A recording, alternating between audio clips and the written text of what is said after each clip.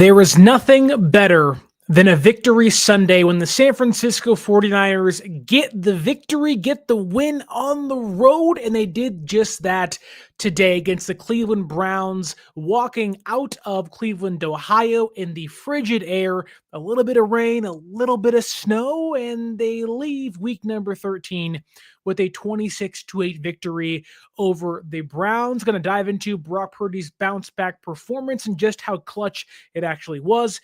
Get into what may have been San Francisco's best special teams performance of the Kyle Shanahan era.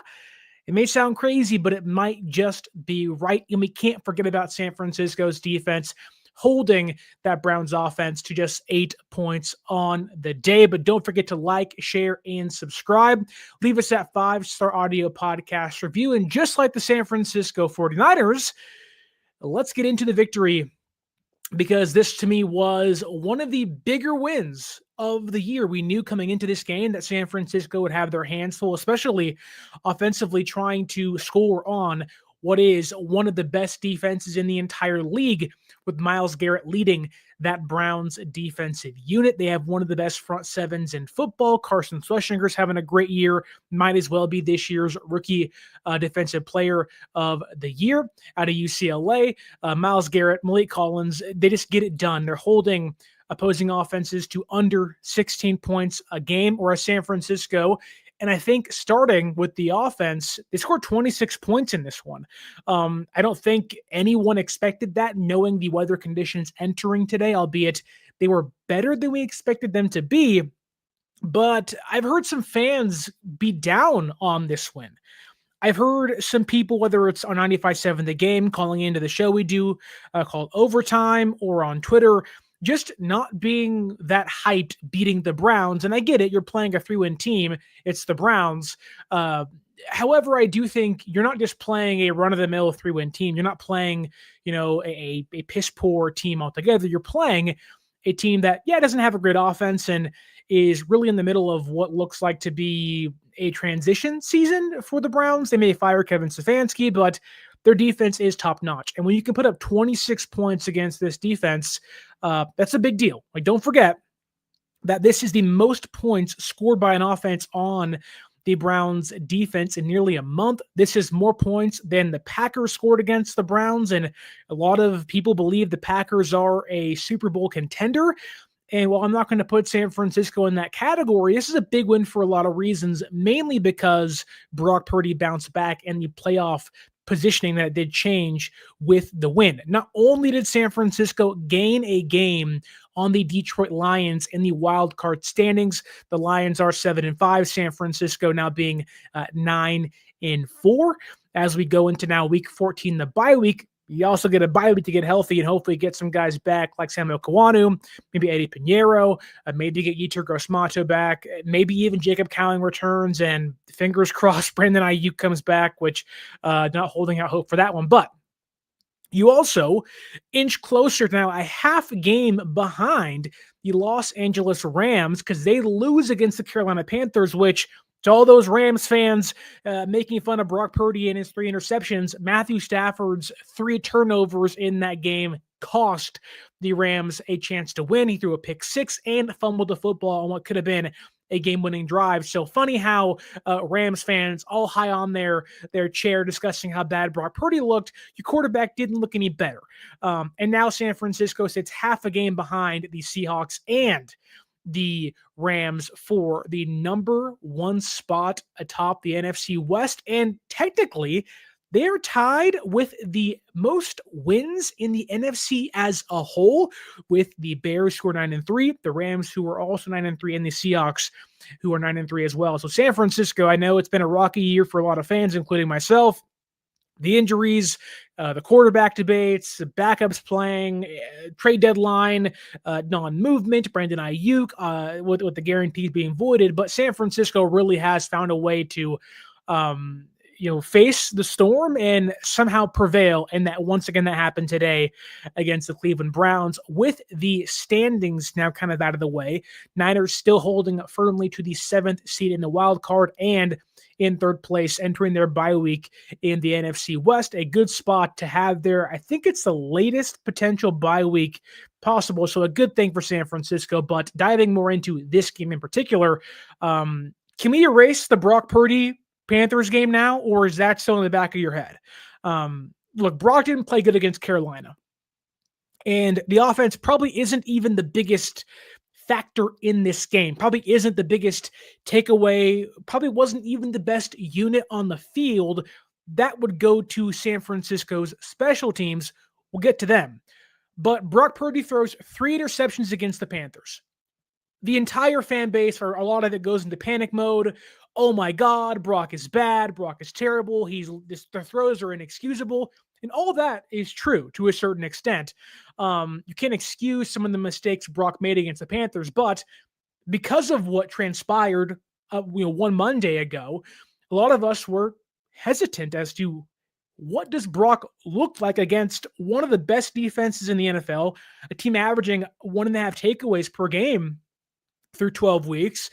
And I, like many, was thinking this game will be 17-10, 16-13, 16-10. I was not giving San Francisco a runner's choice, if you will, to score 20 points against this Browns defense. Now, they did that. And that's a big deal for a lot of reasons. Kind of already pointed out why that's the case. But I think for Brock, a lot of the expectations placed on him, because he's paid so much now, is to be the franchise quarterback. And through 3 of his first 5 games, 3 of his first 4 games, he wasn't that. There were a lot of turnovers, sloppy play, mistakes. I can firmly say, while the Cardinals game was Brock's best game statistically, I think this may have been Brock's best game of the season.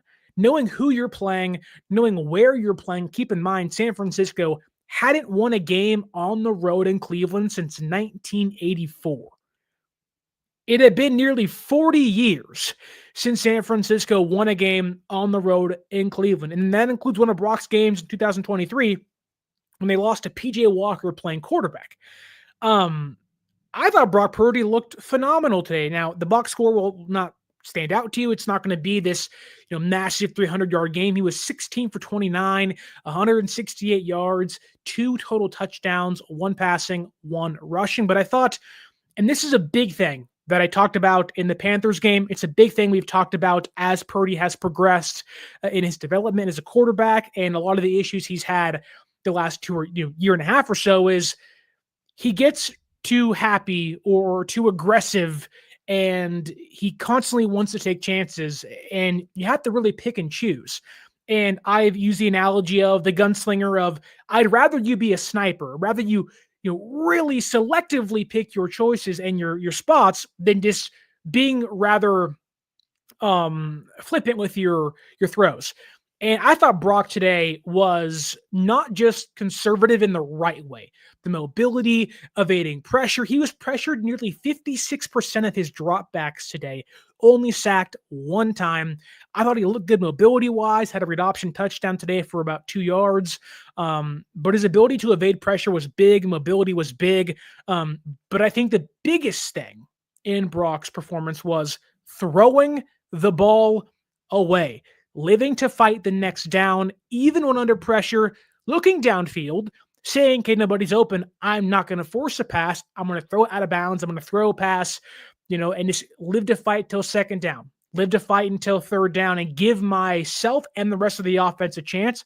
I thought it was big. I thought Brock was not perfect by any means, but a lot of the incompletions were throwaways, were balls that were nowhere near defender, balls that were simply just placed to give the Niners offense a chance against a really good defense. And again, no takeaways, no turnovers by Brock, and no giveaways to that Browns defense. Again, a big one, because you're facing a Browns defense that if you open the door and you give them takeaways, you give them the ball back, while the offense on their end really isn't one to be scared of, you're probably going to lose. Like, there's a reason why the Packers lost against the Browns early in the season, because of Jordan Love turning the ball over and making bad mistakes and making bad throws, whereas Brock was really smart. He even told, I think, Cameron Wolfe of CBS Sports that I owe my team after how bad I was against the Panthers. And Brock was a force that helped lift this team to victory. He wasn't the reason they were going to lose. He played clean. He played like a quarterback that knew that I can't take a risk all the time. But even then, even knowing who you're playing, even taking what the defense gave you on a rather consistent basis on second and third downs to help keep drives alive and maybe give you some fourth down chances, or at least keep you alive in the red zone or waste some more time off the clock. Brock also, if you noticed, like I said, and I got kind of reinforced in the comments of the last podcast, that when you take chances against especially this Browns defense, you want to make sure there's no safety help over the top and almost avoid throwing over the middle of the field. Brock did not throw over the middle of the field, once, twice today? In his 16 completions, it was all, in the flat, out routes. The one 32-yard deep shot to Kittle was the left sideline, no safety help. That's how you avoid mistakes like this. You throw towards the sideline. You throw towards the out of bounds to avoid giving the ball or putting the ball in the teeth of the defense. And I thought Purdy was really awesome today. He was excellent on third downs. A couple of big ones in this one. You can go to the throwaways and whatnot, but I think that, on third down, on that second drive, San Francisco's first scoring drive of the game after their 4-yard, 5-yard, or 5-play punting first drive. The second drive of the game, they get the ball back. Skyy Moore gets a big 66-yard punt return. What a massive and awesome acquisition he has been so far this season. But the ball is on Cleveland's 16-yard line. Again, you're in really good field positioning, but you got 3rd and 8. You're about to waste that good field positioning on that second drive of the game against really good defense. And in a game like this, you can't afford to waste a ball on the 16-yard line of your opponent to start drives. And on 3rd and 8, Cleveland blitzes. Purdy just drops back off his back foot, hits Christian McCaffrey over the middle for a check down, and this takes what Cleveland gives him. The drive extends, and they score a touchdown. That's what you want from Brock. Yes, you want to take chances downfield. Yes, you want to see him make plays and be a gunslinger on top of that. That's all what you want to see, but we have gotten into a point where Purdy may have been too overzealous, if you will, or too aggressive downfield. And you have to know who you're playing. You have to know who your opponent is. And I think Brock did a great job knowing that.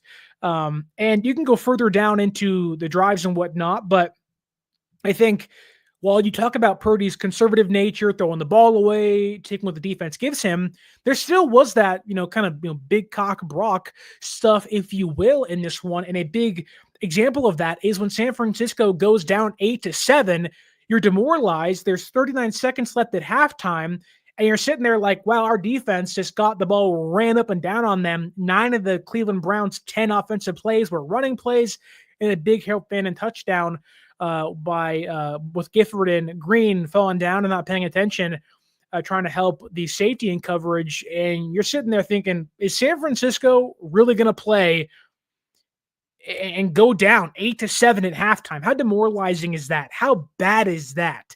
And this was when you got, big, BCB. San Francisco has 39 seconds, ball on their own 35-yard line. How are they going to react? How is San Francisco going to play this? How is Shanahan going to call things? And, this is an area where Brock may get a little over-aggressive, make a mistake. And now we're sitting here looking at maybe 11-7 or something maybe worse if that were to come to fruition. But it gets interesting because San Francisco goes incomplete pass, then a Brock throwaway, and it's 3rd and 10 with 20 seconds left or whatnot. And I don't know, we're all kind of thinking Shanahan, pack it in, draw a run play, and you go into halftime down 1 score, no harm, no foul. That's not what happens at all. On 3rd and 10, going back into a comment by Strawberry saying Purdy was really good on third downs today. 3rd and 10. What does he do? Brock drop backs, the offensive line holds it together, and he finds Pearsall towards the left side of the field for a first down. He gets out of bounds, stops the clock, and gives San Francisco some time. Then he hits Jauan Jennings for a 13-yard completion over the middle. Then San Francisco calls a timeout. He drops back and hits Kittle for a 32-yard pass towards the left sideline. 3 consecutive plays, 13 plus yards downfield for each of them, one of them being 30 yards downfield. Just an incredible throw by Brock into the wind. Great throw, great catch by Kittle, holding on to it. There was some fear he dropped it. Also some fear that the Browns defender ripped it out and picked him off. It just was like, oh my God, what has happened? And that was a great play by Brock, a great play by Kittle, being, as always, kind of in tuned on the same page. And you saw a Purdy be conservative early in the first half, but also when it mattered, when it was needed. That's the big thing. When it was needed, him being able to flip that switch against a defense that does not allow big plays in a very crucial point. It was a huge swing for San Francisco to allow some points defensively, look like they're going to go down, then for Brock to lead an amazing field goal drive at the end of the first half, get the doink field goal, and you walk into halftime up 10-8 when it could have been 8-7. So I know Purdy walked in, maybe, or at least we did, a little kind of gun shy as to how we felt about how he's looked since the injury. Good game against the Cardinals, bad game against the Panthers. But he really, really tightened the screws, kind of honed things in.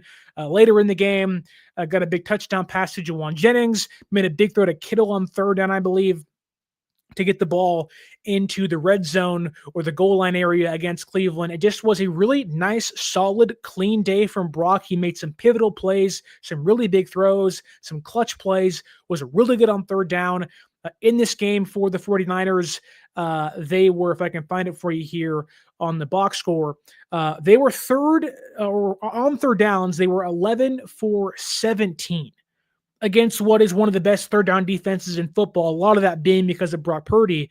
And the rushing attack for San Francisco really wasn't moving the ball very well.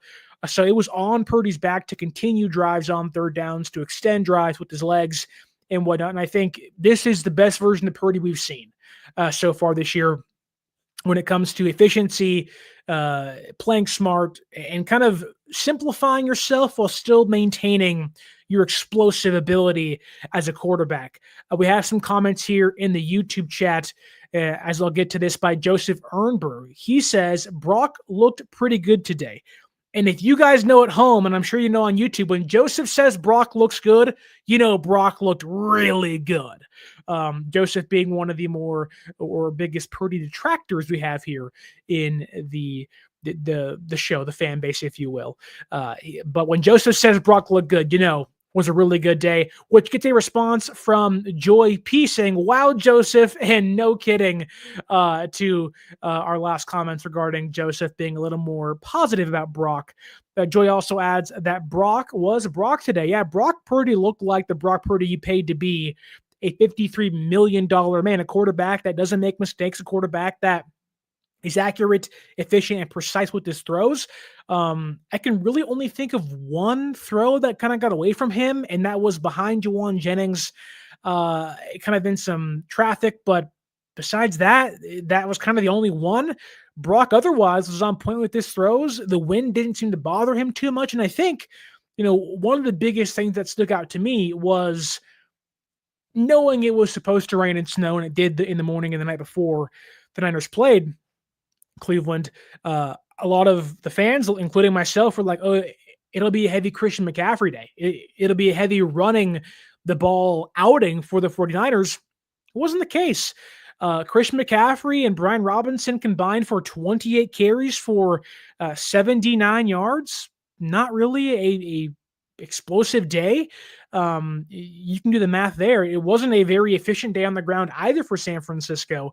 Whereas Brock threw for nearly 30 attempts, 168 yards, and scored 2 touchdowns, and he ran a couple times and got the touchdown on the ground and whatnot. But I don't know. It's just like Brock was efficient. There really isn't,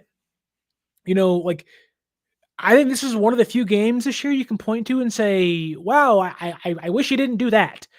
Even the Cardinals game a couple weeks ago, there was a couple of throws we all said, wow, you got away with that one.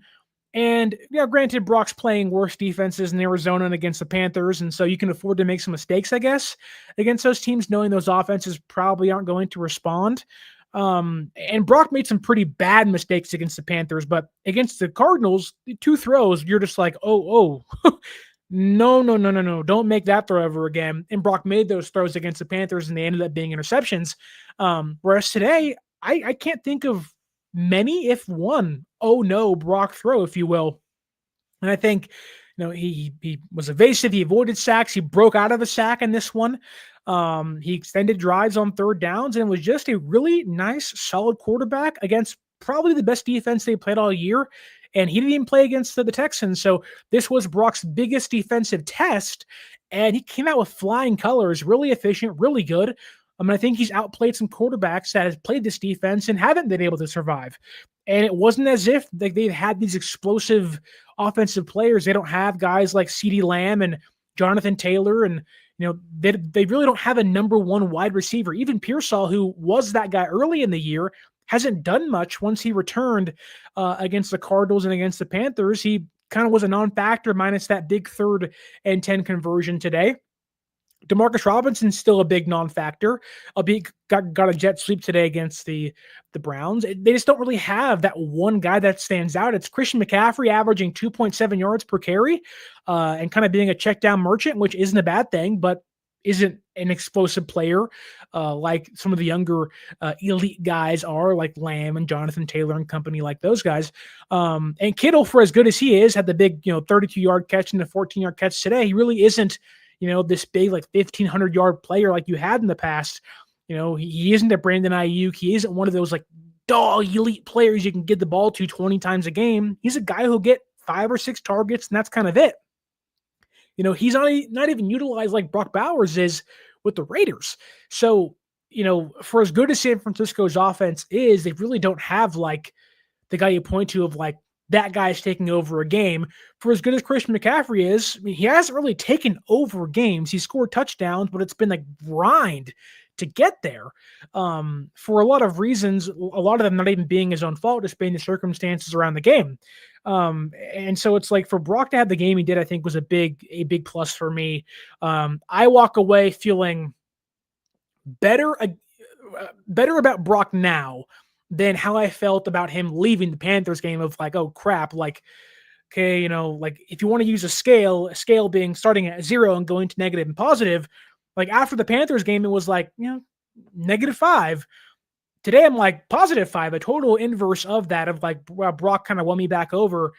Not that I was out on him. It was just like, you got to really turn things back up if you want to go somewhere this season.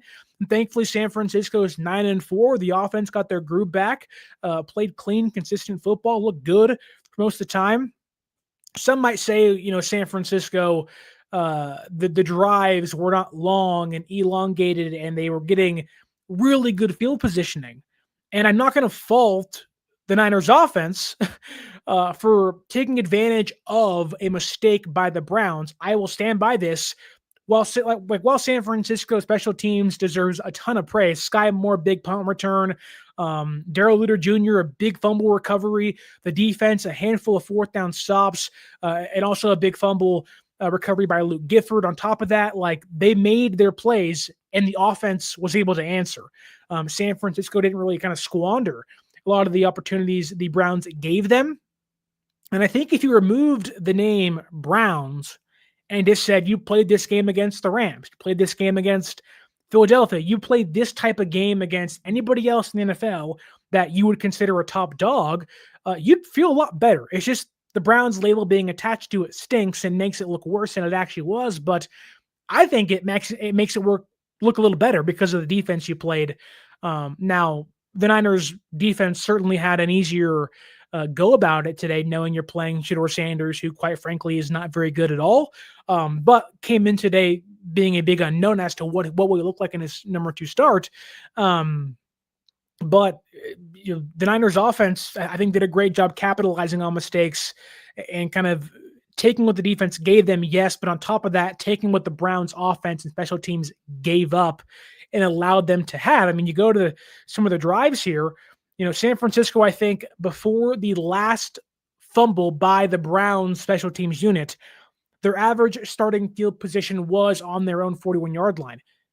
That isn't a bad thing. It's a really good thing. They didn't have these long, kind of grinded out drives, but what they had was, some kind of drives that stalled against a really good defense. They waited for the opposing team to make some mistakes, and it worked out because they were able to capitalize on those things. So while maybe you can complain about the Niners offense not really having, I guess you can say, the vibrancy of, some of the better offenses in football, the Rams, the Cowboys now with Pickens and Prescott and Lamb playing good, the Patriots playing well, and others. I just think that like games like this build character, and San Francisco has really shown they have been able to win games in every fashion possible. Some games the offense will look great, like against the Cardinals, and some days the offense won't look good, like against the Panthers, but the defense bounces back and gets takeaways and can kind of make up the difference. They've done that. And today, the offense wasn't perfect by any means, but the defense got some turnovers. They forced the Browns into some mistakes, and special teams did their job, and San Francisco's offense say, hey, now they can take our charge and take a lead. So big on San Francisco's offense. Loved Brock Purdy today. A lot of confidence. Him doing the Dougie in the end zone, it was like, oh, like Brock's feeling himself. He's feeling pretty good, and I think he earned some stripes in this one. We have a question here, though, by Bobo asking, what happened to make Myles Garrett rip Jauan Jennings at the press conference? We don't know exactly what transpired during the game to make Myles Garrett, and I think it was Shelby Harris, react in the way they did. Shelby Harris called Jauan Jennings, and I quote here, a hoe, and said there's a reason why the Panthers punched him in his gonads, if you will.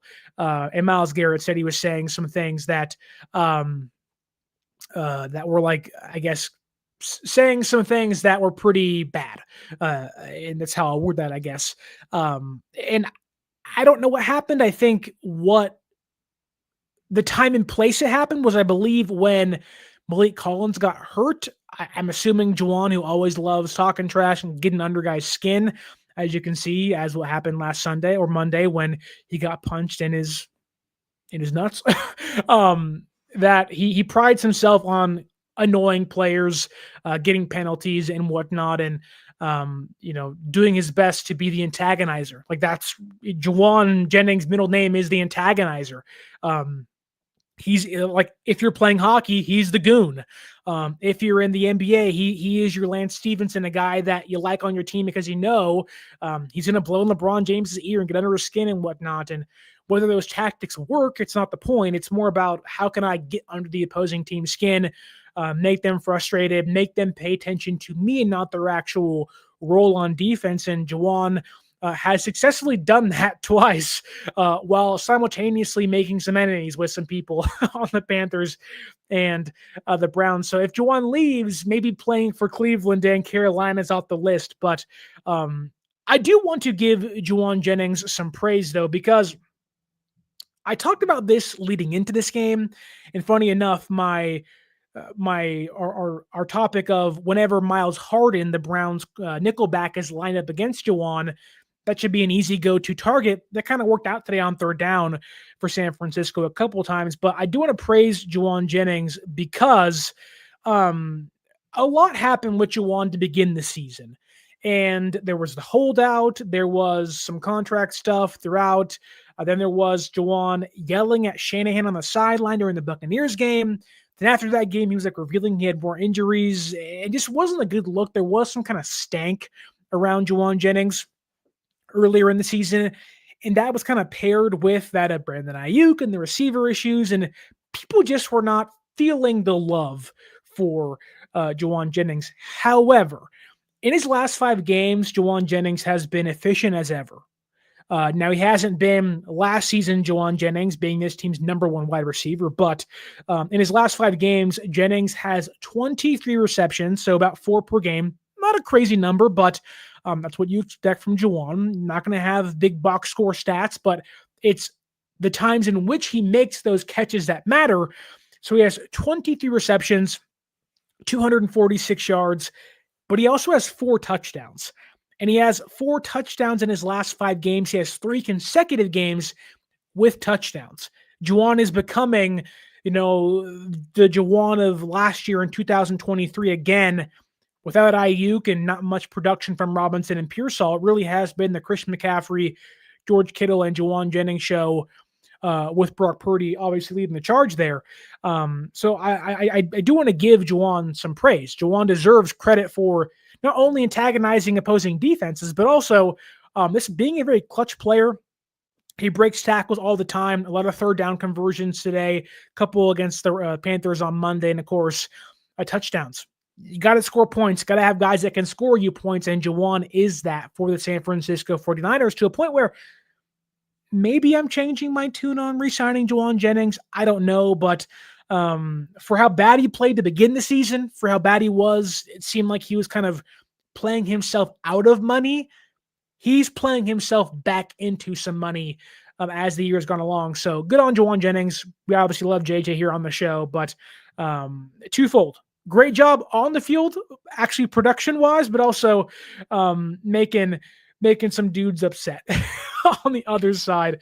Again, Jauan Jennings called a hoe by the Browns defense today. So good stuff there by Jauan, good stuff by Purdy. Obviously, Christian McCaffrey, not the biggest day, not his best day box score wise, not his most efficient day, not the day I expected him to have against this Browns defense that was trending in the wrong direction in regards to run defense. But nonetheless, Christian McCaffrey has 24 more touches for 74 yards and 1 touchdown.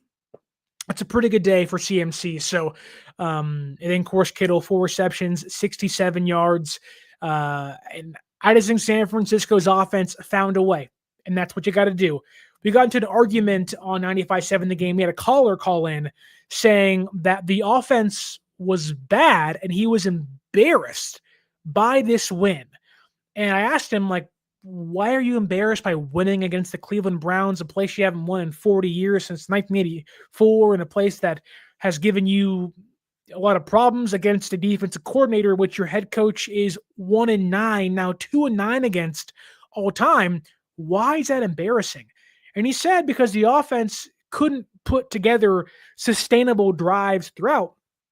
And I said, okay, that's fine. However, they scored in 39 seconds, like to retake the lead.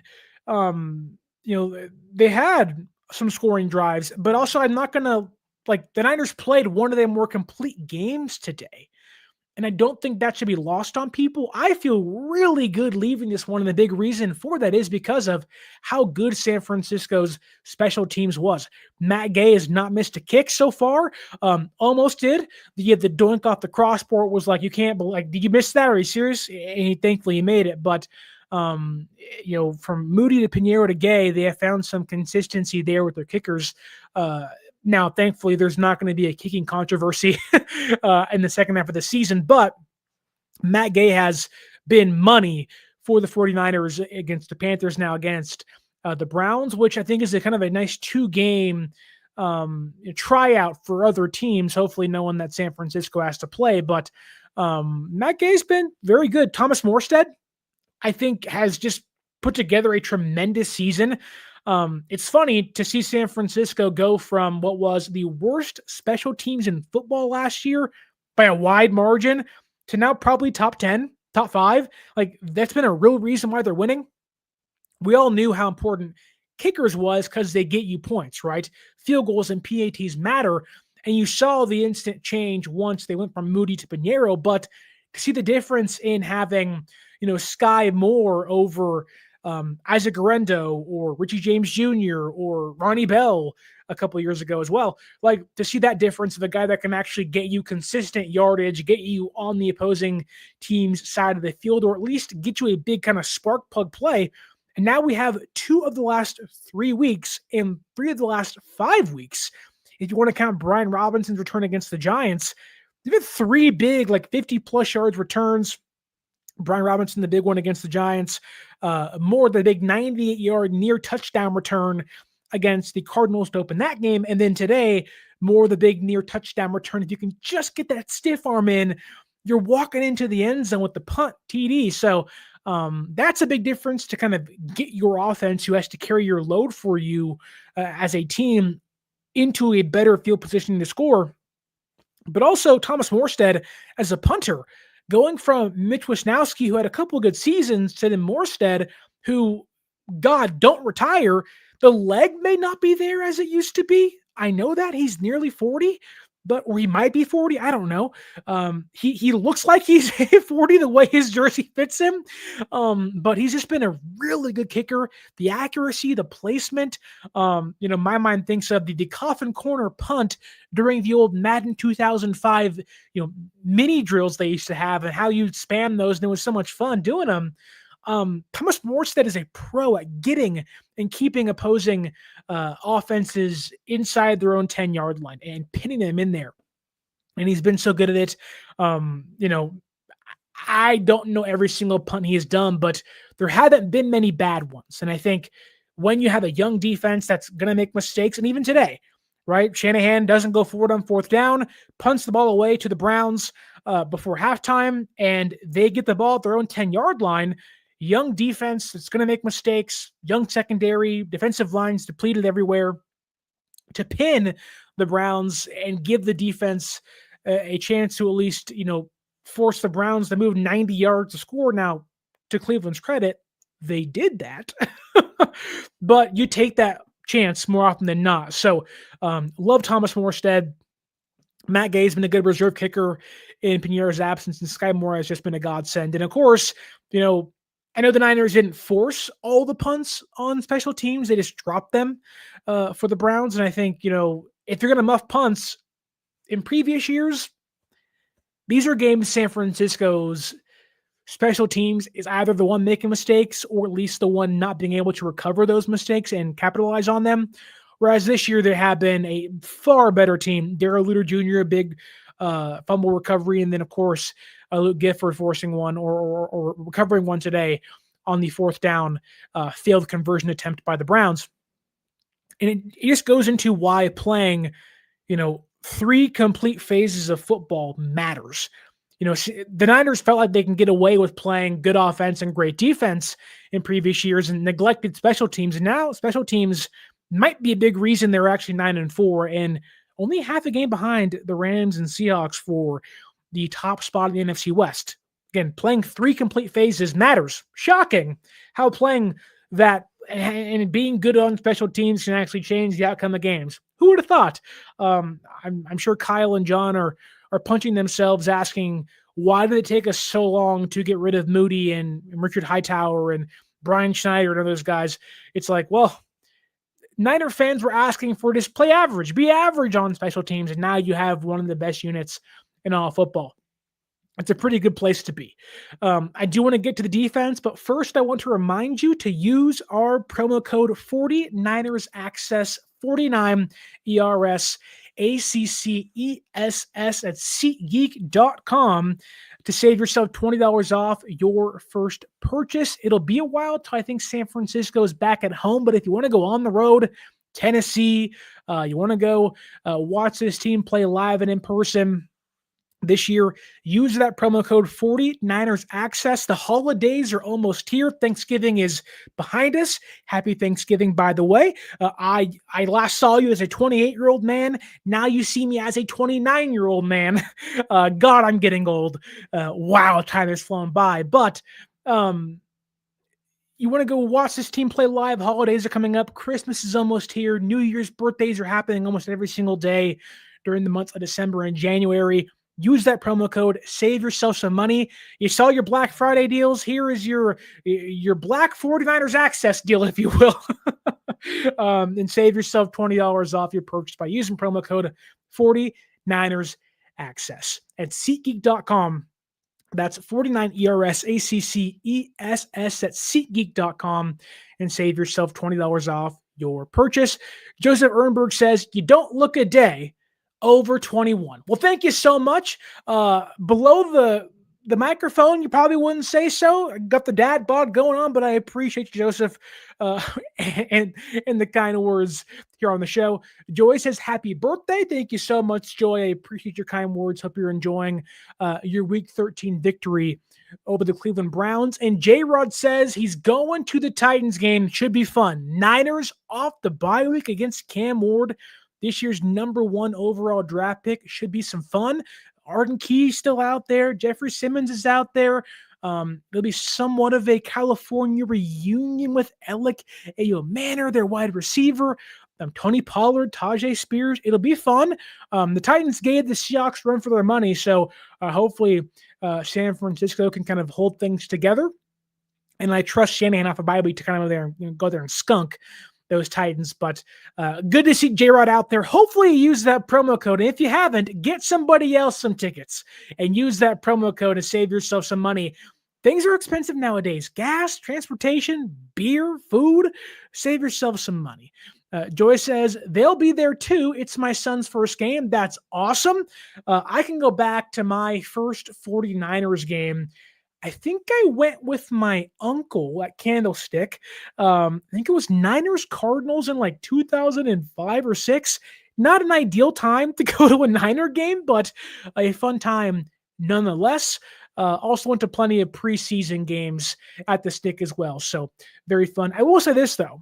I love Niners. I love the team. I don't like going to live football games. I like my couch. I like the broadcast. Granted, this is my job, so I have to get on here after stuff, but not a big fan of live and action games. But if you are, happy for you, Joy, and your son going to see your first game. Joseph says, never been to a game. I will say this, go to one game. Go to one game, see how it is. But if you're going to Levi's, get in the shade. It's really hot out there during the summer months, but wintertime, far, far better. Joyce says, my first game was 3 years ago against the Chiefs, unfortunately. So that was 2022. That was the game that they got skunked. And I think they pulled Garoppolo for Purdy because it was so bad. That's the game where San Francisco had the lead in the first half or close to the first half and then just crumbled at a halftime. Not fun, but yes, the experience is very worth it. J-Rod says he's been to the first Rams game this year. That's awesome. What a great game to go to. Also went to the Cardinals game a few weeks back, and he says hopefully they can keep that streak alive. J-Rod may be our lucky charm here. Go to a game, J-Rod, and if they lose, we'll blame you, but if they win, we'll certainly give you a shout out here on the show. Titans, J-Rod's coming. Watch out for him out there at Tennessee in about 2 weeks or so. And Bobo says, I've never been to a game as well, but that's the bucket list. You got to get out there for at least one game. You just have to. I was lucky enough to go to I think it was 2015, 2016. Niners at the time, it was the Redskins, and now the Commanders, obviously. But it was, my friend went for his birthday and he bought me a ticket. It was the very, very, very front row in the West End zone, I think.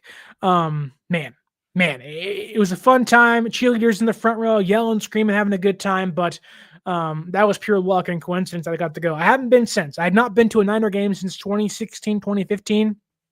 Been there plenty of times for practices, OTA's training camp, but it's really, really haven't been able to go to a game or really haven't chose to go.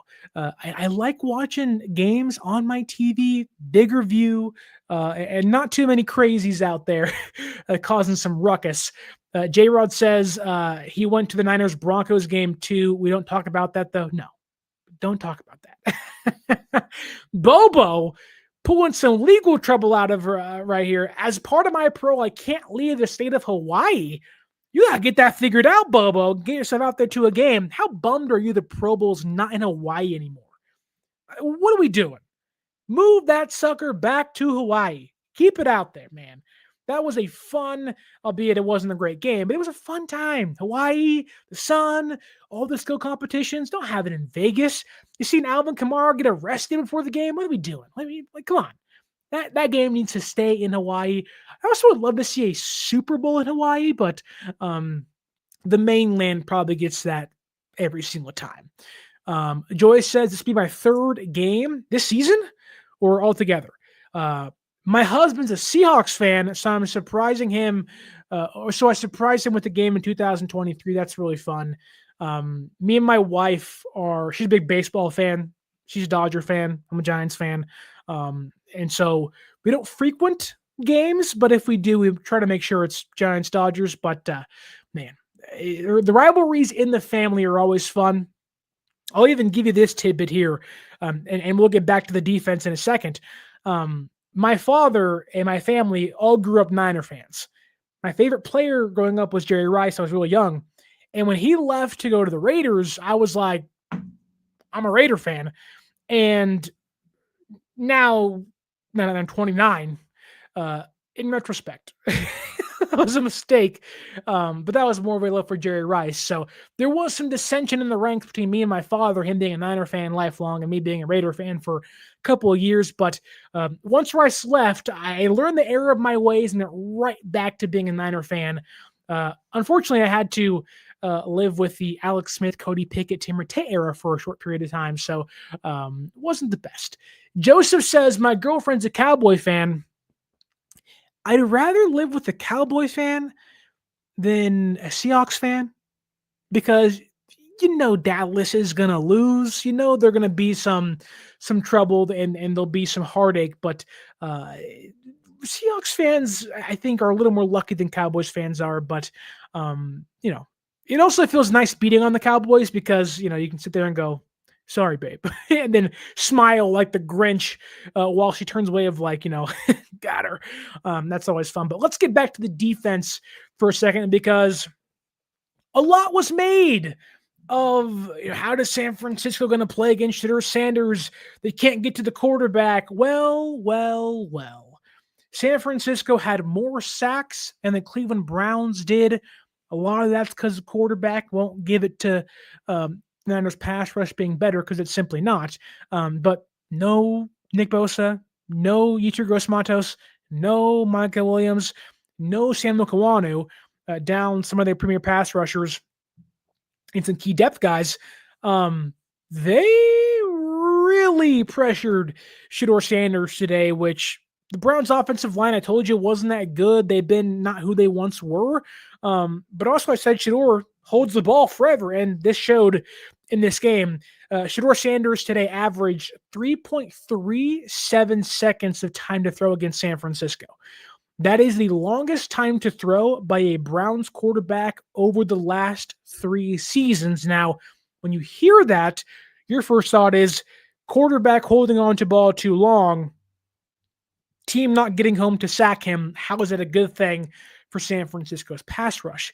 Because, one, that's great coverage play by Green, Mustapha, Brown, Stout, and Lenore, who continue to play good football against a quarterback that is known to not get the ball out quickly, holds the ball for too long. He just really doesn't play in the offense, hence why he wasn't starting to begin the season. And quite frankly, probably shouldn't be starting now. I think none of the Browns quarterbacks are very good. But when you have a quarterback holding on to the ball for 3.37 seconds, that's probably the longest in the NFL this year by a wide margin. San Francisco, shockingly, was able to pressure him 36.7% of the time. They got 3 sacks, and they only blitzed him once.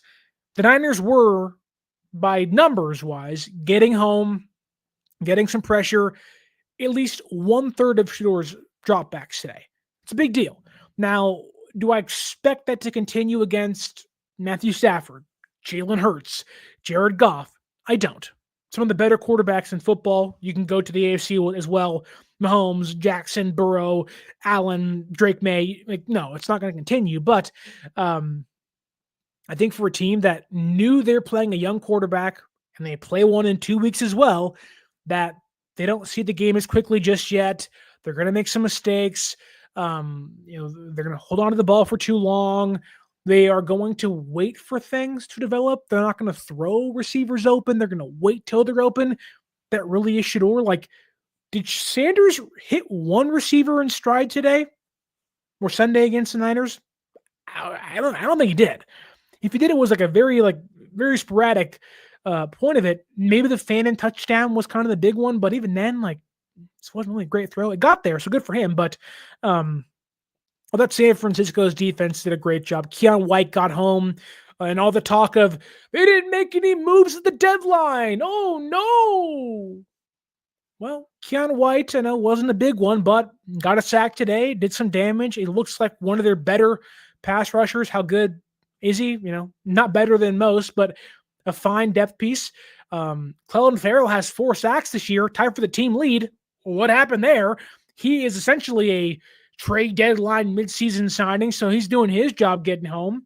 But Alfred Collins did a nice job today. The run defense was not good to begin this game for San Francisco, but they got some really key stops. I thought Jordan Elliott was phenomenal on that 4th down stop to kind of stymie and stop in the tracks that Browns drive. I think that was the second drive of the game, the third drive of the game. It was in the first half. But Mustapha and Elliott combining for a 4th down stop. Big play. They had 2 4th down stops today. A Fannin and Wildcat fumble. And then the Elliott and Mustapha stop. Mustapha flying around, making tackles, making some good plays in open space.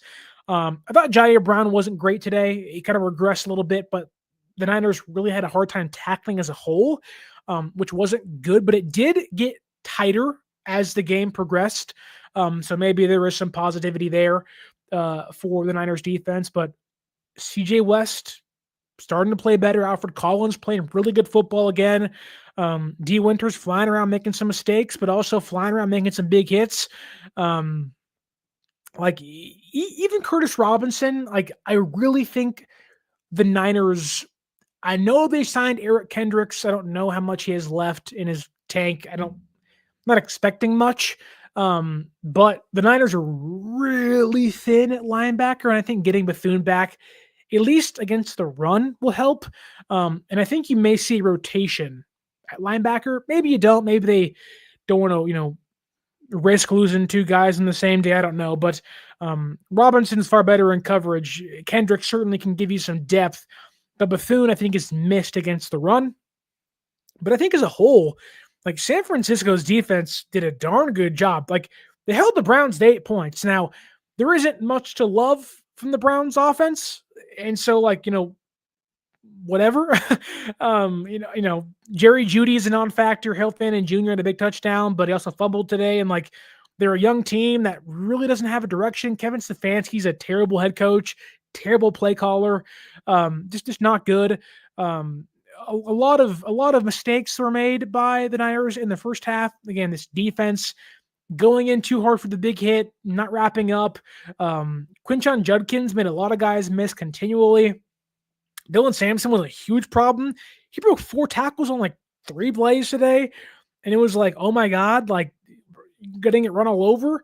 But also I think San Francisco's defense responded and answered. So the coverage was good. Even Brown, who wasn't great today at safety, on the reverse to Isaiah Bond, where there was a lot of open space.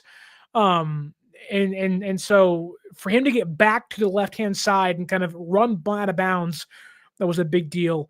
And really anytime you hold an NFL caliber offense or an offense in the NFL, wouldn't call the Browns an NFL caliber offense by any means, but whenever you're able to do that, hold the team to 8 points, that's a big win. This is the lowest total San Francisco hold the team all year long for obvious reasons. And I think, you saw Saleh out there fired up, dudes making plays. I'm sure I'm missing some along the way, but I love the way San Francisco answered. Keion White's playing good football. Elliott's playing good football. Collins and White and West are playing good football. They have some holes at linebacker, and they certainly still have some inconsistencies at safety, but Mustapha looks healthy. He's flying around making plays and is doing better stuff. And I think San Francisco is starting to feel themselves a little bit. Now, I think the bye week comes at the best time. They have a win. They can go home, hopefully get healthier, rest some stuff. Maybe you get some guys back. I don't know. Cowling may come back. Is that a good or bad thing? I don't know. Ayuk, I have no idea what's happening there. No one really does. It's kind of the unfortunate part of the whole thing. Maybe you get Samuel back. Bethune might come back. Etrigus Montos might come back. You're not getting back a big dog, but you are getting back some dogs. And I don't know about you. Having one big dog certainly helps. They're ferocious. They're aggressive. They can certainly make more plays and fight for longer and keep you alive longer. But you ever get some really small, annoying, scrappy dogs? You're just like, oh my God, they bark all day and they're always in my face and they're so annoying. I think San Francisco has that kind of defense. They don't have the Bosas and the Warners and the number one dude. They got a bunch of annoying little Chihuahuas and Jack Russell Terriers, and they just don't shut up. And that to me is equally, or at least a step just below having your big dogs back. And, the best case scenario obviously is you go deep in the playoffs, which I don't know how that's going to happen, but to each their own. San Francisco is 9-4, so maybe Fred Warner comes back late in the season, late in the playoff run, but you got to get there first. But Niners are in a really good spot now. You're going into week 14, your bye week. Really good about yourself. You won 3 games in a row. That stretch, like we talked about, can you play 500? Can you win your next 4 games? They've won the first 3 of those 4, so they're in a good spot. San Francisco is in a prime position to be 10-4 by week 15 with the Colts, the Bears, and the Seahawks waiting for them. And those 3 games, especially those last 2, can be a season-changing game. And I don't know. I don't love the 49ers' chances, but I really like them. And if they can play like this on a continual basis, clean, consistent football, clean up some tackling problems, maybe get some guys back healthy, hopefully. I think some people should be more in on San Francisco. I said 10-7. That seems like it's going to happen, but if you're 10-4 with 3 games to go, 11-6 is firmly on the table. And the Colts don't look as good now. Daniel Jones has a fracture in his leg, and they lost to the Texans in a divisional game. The Bears, I know, are the number 1 seed in the NFC. They've only beaten 2 winning teams all year. I don't really trust them. Philadelphia's playing some bad football. The Rams lost to the Panthers because Stafford turned the ball over 3 times. If anything, this season has taught me the NFC's wide open. So week by week, game by game, but right now San Francisco is tied with the most wins in the NFC as a whole. And if you continue not to lose, you're going to be in a good spot when it's all said and done. So drop your comments down below. What did you take away from this game? Where would you rank? How would you rank and grade Brock Purdy's performance? I'd probably give it a nice A-. Wasn't perfect, but was really, really, really solid, clean football. How would you grade the defense? I'd probably give the defense a solid B. Run defense wasn't there, but the coverage was good. They weren't beat downfield much, and they got takeaways. Special teams, A+, as they continue to be one of the best units in football and maybe the best unit on the team through now 13 weeks of the NFL season. But how would you grade the team down below in those 3 phases? What was your biggest takeaway? Joy says an A for everyone. I like that, Joy. Go into the bye week with an A for everyone. That sounds fantastic. But drop those grades down below. Drop your comments and takeaways down below. I know the bye week's coming. Joseph says a D across the board.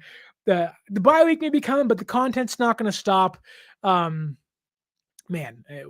we are in the thick of things right now. The content's not going to stop, so stay with us here on the show. Don't forget to like, share, and subscribe. And you can follow us on social media at 49ers.access is the Instagram. 49ers_access is the X or Twitter. And use that promo code 49ersaccess, 49ERSACCESS at SeatGeek.com to save yourself $20 off your first purchase. Bobo says, I think Brock did good, but Mac Jones scores 40 points today. No, he doesn't. Mac Jones gets sacked like 7 times today. And I like Mac Jones, but Purdy's legs were a major, major factor in the win. But thank you to every single person in the comments: Joy, Joseph, Nick, Strawberry, and many, many more. You have J-Rod out there as well, going to the Titans game next or in 2 weeks from now. Thank you guys so much. Enjoy the rest of your Sunday. Enjoy the rest of your week 13, and stay tuned for more content as the weeks go by, and may have a special one coming your way, a new tier ranking video, quarterbacks getting updated now that Brock and Mac have played. But until next time, my name is Sterling Bennett. Don't forget to like, share, and subscribe, and as always, stay faithful.